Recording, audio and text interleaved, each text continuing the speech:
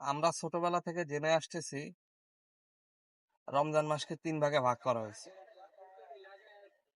রহমত, মাগফিরাত আর নাজাত। কিন্তু আমরা 2025 সালে এসে দেখতেছি যে রহমতের যে 3টা ভাগ ছিল রমজানের, সে ভাগ 3টা হয়ে গেছে। এখন 10 দিন হয়েছে আপনার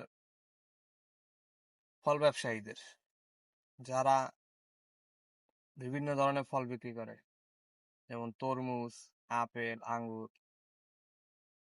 তারপর আবার সবজি ব্যবসায়ী, যারা খিরাই, লেবু ইত্যাদি বিক্রি করে, এদের জন্য 10 দিন হয়ে গেছে। আর 10 দিন হয়েছে আপনার কাপড় ব্যবসায়ীদের জন্য। কাপড় ব্যবসায়ীরা চিন্তা করে যে আমরা কাপড়ের এমন দাম বাড়াবো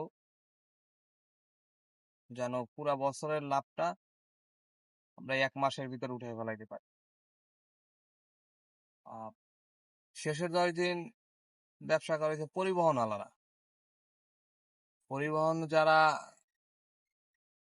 থাকে, এরা শেষের 10 দিন এত পরিমাণের ব্যবসা করে, টিকিট আপনার যে টাকা ভাড়া হোক, সারা বছর যে টাকায় ভাড়া তারা নিয়ে থাকে, যে টাকা, কিন্তু রমজান মাস আসলে শেষের 10 দিনে তার থেকে বেশি ভাড়া নেয়।